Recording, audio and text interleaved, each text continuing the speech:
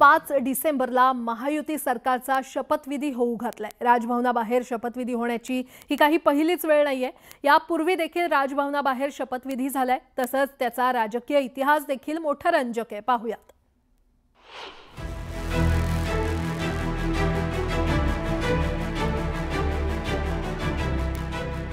महायुतीच्या सरकारचा शपथविधी सोहळा मुंबईच्या आझाद मैदानावर होणार आहे। गुरुवारी 5 डिसेंबरला याच मैदानावर महायुतीचा मुख्यमंत्री शपथ घेणार आहे। या सोहळ्याकरता केंद्रातील प्रमुख नेत्यांसोबतच भाजप शासित राज्यांच्या मुख्यमंत्री आणि उपमुख्यमंत्र्यांना आमंत्रित करण्यात येणार आहे। बिहारचे मुख्यमंत्री नितीश कुमार आणि आंध्र प्रदेशचे मुख्यमंत्री चंद्राबाबू नायडू, उपमुख्यमंत्री पवन कल्याण यांना निमंत्रण दिलं जाणार आहे।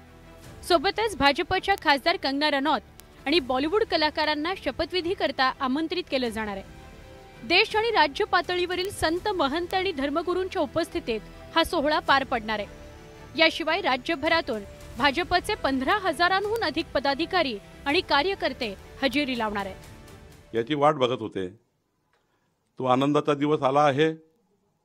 माननीय पंतप्रधान नरेंद्र मोदीजी यांच्या उपस्थितीमध्ये मुंबईच्या आझाद मैदानावर 5 डिसेंबर 2024ला 5 वाजता हा शपथग्रहण सोहळा संपन्न होणार आहे। त्या पक्षाचे प्रांताध्यक्ष बावनकुळे सांगतात 5% शपथ घेऊ। हे का राज्यपाल आहेत का?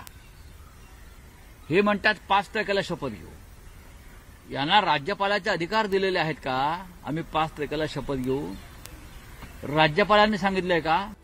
गेल्या वेळीप्रमाणे यावेळीही राजभवनाबाहेर हा शपथविधी होणार आहे।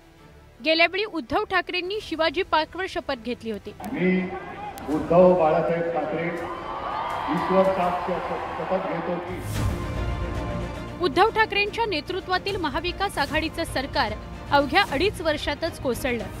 तसाच काहीसा अनुभव शिवसेनेने यापूर्वीही घेतला होता। 1995 साली राज्यात युतीचं पहिलं सरकार सत्तेत आलं होतं। त्यावेळीही शिवाजी पार्कवर शपथविधी झाला होता।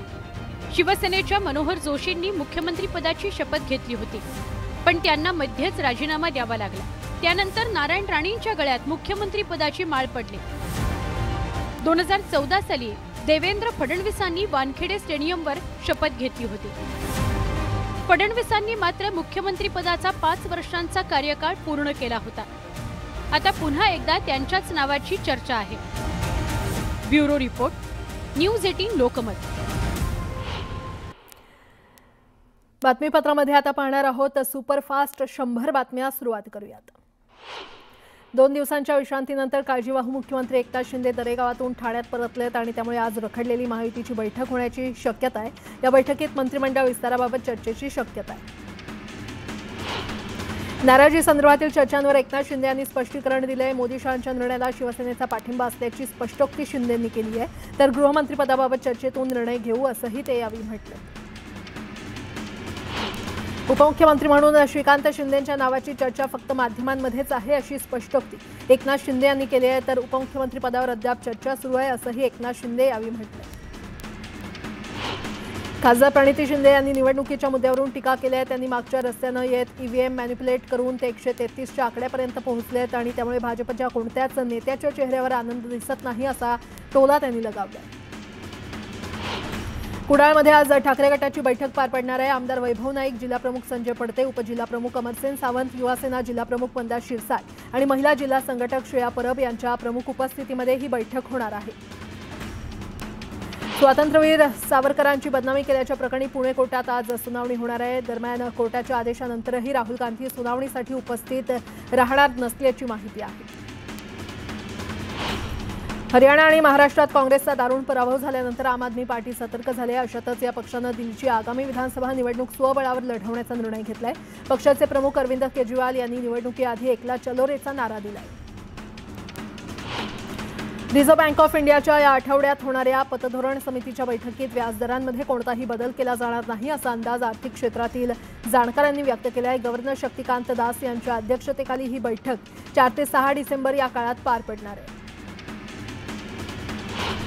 अलीकडच्या काळात सोनं गहाण ठेवण्याच्या प्रमाणात कमालीची वाढ झाली आहे। चालू आर्थिक वर्षाच्या पहिल्या 7 महिन्यात बँकांमध्ये सोनं दागदागिन्याच्या बदल्यांमध्ये घेतल्या जाणाऱ्या कर्जाचं प्रमाण हे 50.4% इतकं वाढलं।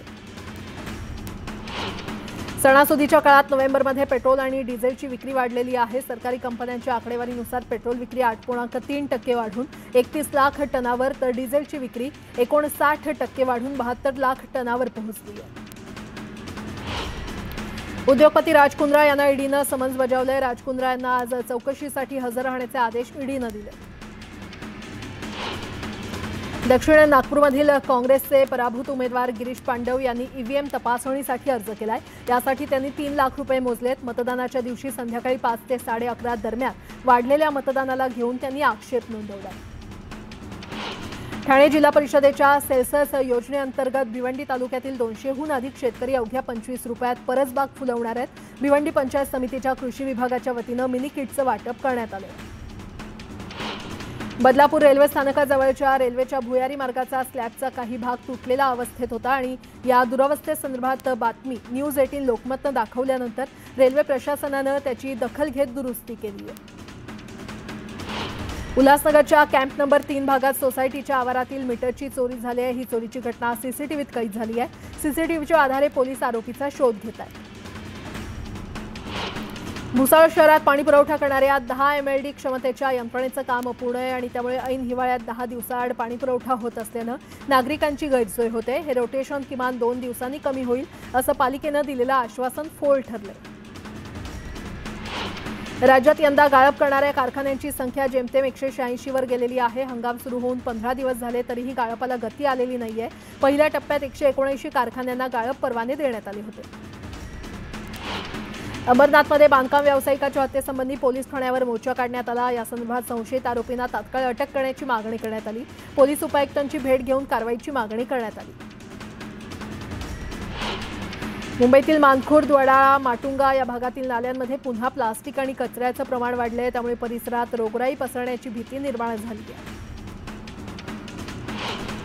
मावळमध्ये रब्बी हंगामातील पेरण्या जवळपास पूर्ण झाल्याचा अंदाज कृषी अधिकाऱ्यांच्या सर्वेक्षणात दिसून आला. यंदा पाऊस समाधानकारक झाल्यानं शेतीसाठी मुबलक पाणीसाठा असल्यानं बळीराजा सुखावला.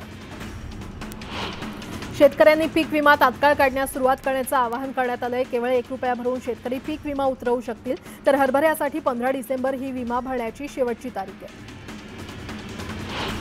पुण्याच्या मार्केट यार्डात गेल्या आठवड्याच्या तुलनेत फळभाज्यांची आवक वाढली आहे. दरम्यान आवक वाढल्यानं मिरची, आलं आणि फ्लावरच्या दरात घट झाली आहे.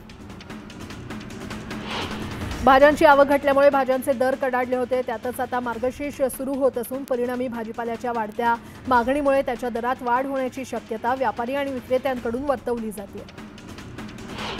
लसणाच्या दरातील वाढ सुरूच आहे. 350 ते 360 रुपये किलोनं विक्री होणारा संकरित लसूण आता 400 ते 450, गावरान गुलाबी लसूण 450 ते 460 रुपये किलोनं विक्री होतो.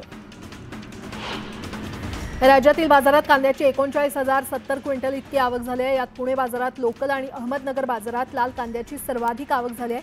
कांद्याला सरासरी 3,300 रुपयांचा भाव मिळाला आहे. राज्यातील बाजार समितीमध्ये मक्याची आवक 708 क्विंटल इतकी झाली आहे. त्याला सर्वसाधारण दर हा 2,098 रुपये प्रति क्विंटल इतका मिळाला. सोयाबीन उत्पादक शेतकरी संकटात सापडला असून सोयाबीनच्या दरात मोठी घसरण झाली आहे. शेतकऱ्यांना हमी भावापेक्षा कमी दर मिळत असल्यानं मोठा फटका बसलाय. सोयाबीनला कमी दर मिळत असल्यानं शेतकऱ्यांकडून भाववाढ होईल या आशेनं सोयाबीन विक्री न करता भाववाढीची खरं तर प्रतीक्षा केली जाते. राज्यातील बाजार समितीमध्ये 723 क्विंटल सोयाबीनची आवक झाली आहे. सोयाबीनला आता सरासरी 3,988 रुपयांचा भाव मिळतोय आणि त्यामुळे शेतकऱ्यांसह व्यापाऱ्यांमध्ये आनंदाचं वातावरण आहे. दिवाळीच्या सुट्टीनंतर महिन्यानं बेदाणा सौद्याला सुरुवात झाली आहे. शुक्रवारी झालेल्या बेदाणा सौद्यात 190 टन बेदाण्याची आवक झाली असून प्रति किलो 20 ते 25 रुपयांनी दरामध्ये वाढ झाली आहे. थंडी सुरू झाल्यापासून मुंबई आणि नवी मुंबईमधील नागरिकांकडून बाजरीच्या भाकरीला पसंती मिळू लागलेली आहे. गहू आणि ज्वारीपेक्षा बाजरी स्वस्त असल्यामुळे ग्राहकांकडून मागणी वाढली आहे. पुढील 2 महिने बाजरीची विक्री वाढण्याची शक्यता व्यापाऱ्यांनी व्यक्त केली आहे. गव्हाच्या पेरणीस उशिरानं पोषक हवामान तयार झाल्यानं गव्हाच्या पेरण्यांना चांगलाच वेग आला. यंदा पोषक वातावरण आणि सिंचनासाठी पुरेसं पाणी उपलब्ध असल्यानं गव्हाच्या क्षेत्रात यंदा वाढ होण्याची शक्यता तज्ज्ञांनी वर्तवली आहे. पेणच्या बाजारात थंडीतील रानफळांची आवक वाढली आहे. आवळा, बोरं आणि चिंच अशा फळांच्या खरेदीसाठी ग्राहकांचा कल वाढलाय. 100 ते 150 रुपये प्रति किलो दरानं आवळा तर 5 ते 10 रुपये प्रति वाटाप्रमाणे बोरांची विक्री होते.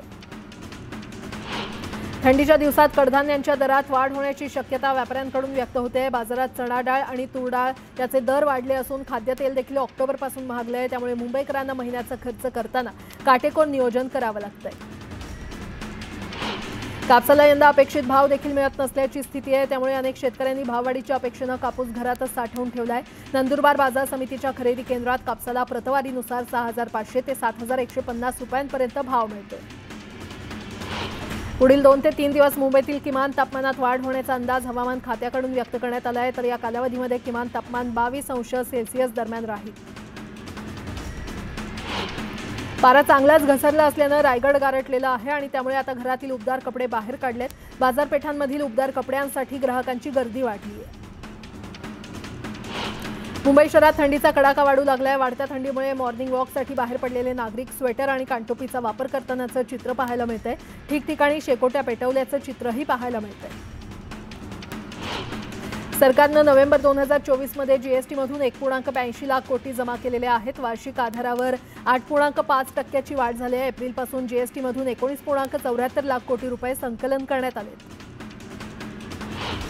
नागपूर शहरातील एकूण 6.68 लाख मालमत्ता धारकांपैकी केवळ 2.60 लाख जणांनी 133 कोटी मालमत्ता कर मनपाकडे जमा केलेला आहे। अद्यापही 61% थकबाकी म्हणजेच 900 कोटी रुपये मनपाला प्राप्त होणं बाकी आहे। तर 31 डिसेंबरपर्यंत थकबाकी करून 10% सवलतीचा लाभ नागरिकांना मिळणार आहे। सुरतच्या किम गावात मुंबई अहमदाबाद बुलेट ट्रेन प्रकल्पासाठी ट्रॅक स्लॅब निर्मिती कारखाना सुरू करण्यात आलेला आहे। 19 एकर क्षेत्रफळावरील या कारखान्याची उत्पादन क्षमता 120 ट्रॅक स्लॅब प्रतिदिन इतकी आहे। मुंबई महापालिकेतील रिक्त पदांच्या भरतीसाठी म्युनिसिपल मजदूर युनियननं आंदोलनाची हाक दिली आहे। 3 डिसेंबर रोजी संघटनेकडून आझाद मैदानावर धरणे आंदोलन करण्यात येणार आहे। महापरिनिर्वाण दिनानिमित्त रेल्वे प्रशासन आणि रेल्वे पोलिसांकडून विशेष खबरदारी घेतली जाते। 6 डिसेंबरला दैनंदिन प्रवासी संख्या 90 ते 95 लाखांपर्यंत पोहोचण्याची शक्यता आहे। ही बाब लक्षात घेता गर्दीचं विभाजन करण्यासाठी अनेक मार्ग बंद करण्यात आले। मध्य रेल्वेच्या प्रमुख स्थानकांवर फलाट तिकिटांच्या विक्रीवर तात्पुरती बंदी घालण्यात आली आहे। महापरिनिर्वाण दिनानिमित्त प्रवाशांची गर्दी टाळण्यासाठी मध्य रेल्वेनं हा निर्णय घेतलाय। त्यानुसार फलाट तिकिटांच्या विक्रीवर आजपासून ते 9 डिसेंबरपर्यंत निर्बंध घालण्यात आले। कोकण रेल्वेच्या प्रवाशांना प्रवासादरम्यान दर्जेदार खाद्यपदार्थ पुरवण्याचा निर्णय कोकण रेल्वेनं घेतलेला आहे। त्यामुळे प्रवाशांना दिलासा मिळालाय। धाराशिव तुळजापूर सोलापूर मार्गाच्या कामाला गती आलेली आहे। या रेल्वे मार्गाचं 25% काम पूर्ण झालं असून लहान मोठे 50 पूल उभारले जाणार आहेत। दरम्यान सोलापूर धुळे राष्ट्रीय महामार्गावर 106 मीटर लांबीचा सर्वात मोठा पूल साकारला जाणार आहे।